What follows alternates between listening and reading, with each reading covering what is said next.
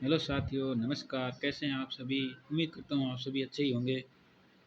राजस्थान प्रयोगशाला सहायक में आने वाले भूगोल से संबंधित महत्वपूर्ण प्रश्नों को मैं लेकर आया हूँ, जो एनसीईआरटी आधारित हैं।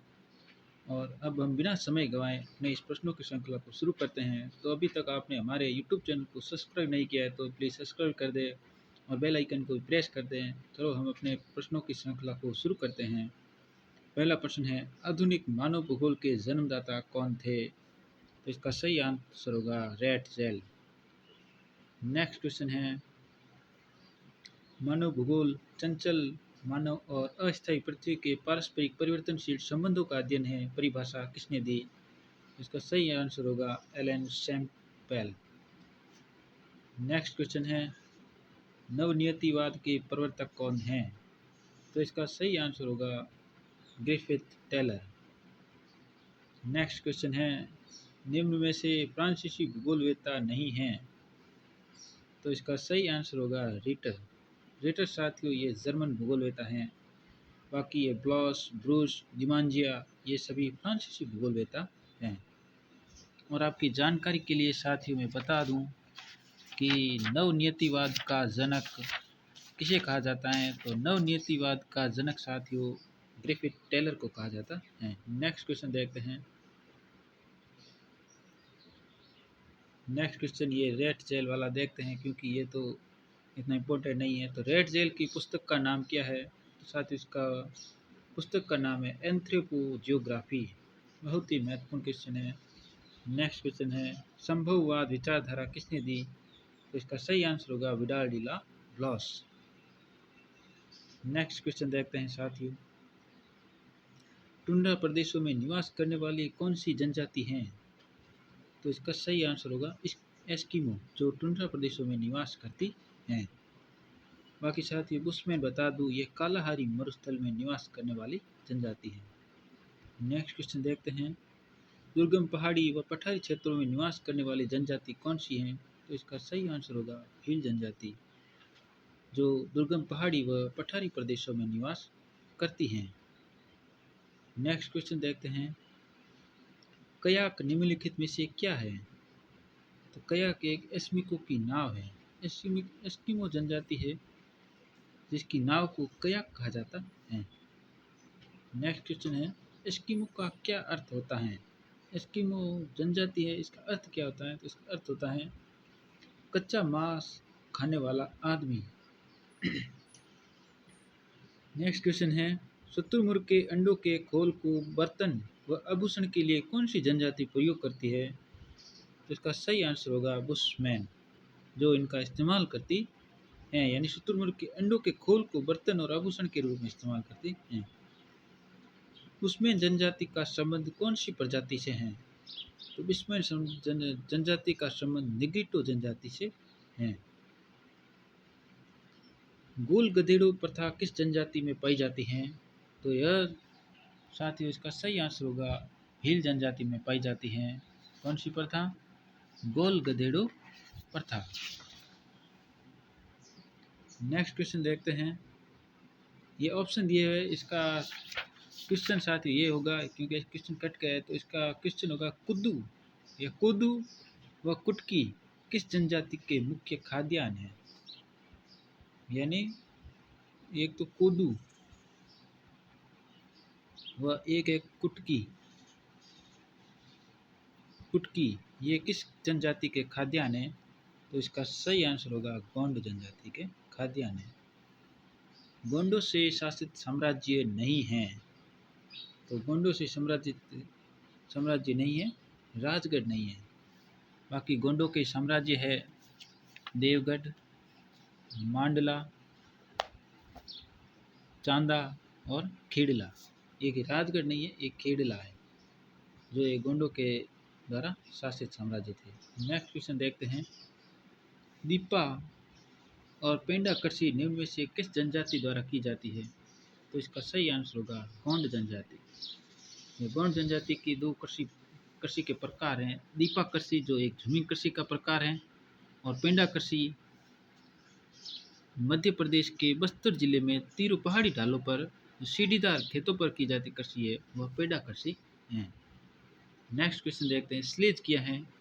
तो साथियों स्लेज बता दूं आपको, एस्किमो जनजाति है, उसकी जो गाड़ी होती है उसको स्लेज कहा जाता है, जो रेंडियर कुत्ते खींचते हैं। नेक्स्ट क्वेश्चन है, एस्किमो द्वारा बोली जाने वाली भाषा का नाम बताइए। तो एस्किमो द्वारा बोली जाने वाली भाषा का नाम है एल्यूट। नेक्स्ट क्वेश्चन देखते हैं, बुर्चुआनालैंड कहाँ स्थित है। तो साथियों बुर्चुआनालैंड अफ्रीका में स्थित है। नेक्स्ट क्वेश्चन है, क्रोस क्या है। तो क्रोस साथियों क्या है, ये बुशमैन के वस्त्र हैं। बुशमैन के वस्त्रों को क्रोस कहा जाता है। नेक्स्ट क्वेश्चन है, सबरी का संबंध किस जनजाति से है। सबरी का संबंध तो साथियों ये भील जनजाति से है। सबरी वही जो जिन्होंने भगवान राम को बेर खिला दिए थे। नेक्स्ट क्वेश्चन है, भीलों द्वारा पहाड़ी क्षेत्रों में की जाने वाली झूमी कृषि को क्या कहा जाता है। तो इसका सही आंसर होगा चिमाता। और साथियों ये तो पहाड़ी क्षेत्रों पर की जाती है, तो मैदानी क्षेत्रों पर जो कृषि की जाती है उसे क्या कहा जाता है, दजिया। जो मैदानी भागों में कृषि की जाती है उसे दजिया कहा जाता है। नेक्स्ट क्वेश्चन है, गोंड जनजाति में पुजारी को किस नाम से जाना जाता है। तो गोंड जनजाति में पुजारी को देबारी कहा जाता है। जो इनके गोंडों के प्रमुख पुरोहित होते हैं, पुजारी होते हैं, और ये मंदिरों में बैठते हैं। नेक्स्ट क्वेश्चन देखते हैं, विश्व में दूसरा सर्वाधिक जनसंख्या वाला देश कौन सा है। तो इसका आंसर होगा भारत। और प्रथम कौन सा है, तो प्रथम आपके हो जाएगा चीन। नेक्स्ट क्वेश्चन देखते हैं, संसार का सबसे बड़ा जन समूह निवास करता है। तो इसका सही आंसर होगा एशिया महाद्वीप। यानी एशिया महाद्वीप में सर्वाधिक लोग निवास करते हैं। नेक्स्ट क्वेश्चन देखते हैं, विश्व में सर्वाधिक जनसंख्या घनत्व देश में है। तो इसका सही आंसर होगा बांग्लादेश। बांग्लादेश का जनसंख्या घनत्व सर्वाधिक है। नेक्स्ट क्वेश्चन है, जनसंख्या घनत्व में कारिक घनत्व क्या है।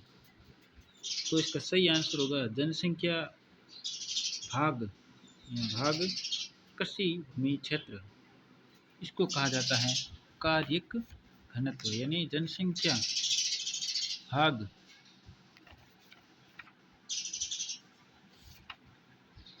कृषि भूमि क्षेत्र, इसे सम्मिलित रूप से कहा जाता है कारिक घनत्व। और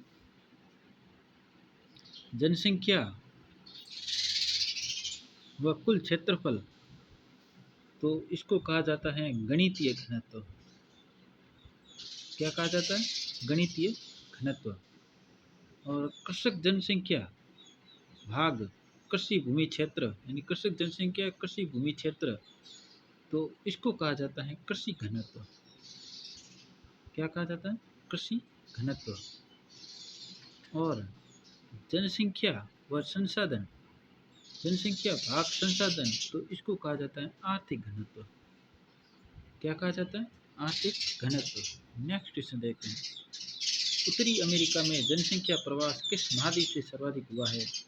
तो इसका सही आंसर होगा यूरोप महाद्वीप। यूरोप महाद्वीप से सर्वाधिक लोग उत्तरी अमेरिका में गए और वहीं पर स्थायी रूप से बस गए। उत्तरी अमेरिका में 80% लोग यूरोपीय जनजाति से संबंधित हैं। नेक्स्ट क्वेश्चन देखते हैं, स्थानांतरण से निर्मित देश हैं। तो इसका सही आंसर होगा संयुक्त राज्य अमेरिका, जहाँ पर सर्वाधिक कौन से लोग आए थे, यूरोप जनजाति के लोग आकर यहाँ पर स्थायी रूप से बस गए और वहीं के पूर्ण निवासी बन गए। नेक्स्ट क्वेश्चन है, एक ही देश या राज्यों के विभिन्न प्रदेशों की ओर होने वाले प्रवास को कहते हैं। तो इसे कहते हैं अंतर्देशीय प्रवास। यानी एक ही देश या राज्यों, यानी एक ही देश और एक ही राज्य के मध्य होने वाले प्रवास को क्या कहा जाता है, अंतर्देशीय प्रवास। और अंतर्राष्ट्रीय प्रवास क्या होता है, जो विभिन्न महाद्वीपों के मध्य होता है। एक महाद्वीप जैसे एशिया, दूसरा महाद्वीप है अफ्रीका, तो इनके मध्य जो भी प्रवास होता है तो उसे अंतर्राष्ट्रीय प्रवास कहा जाता है।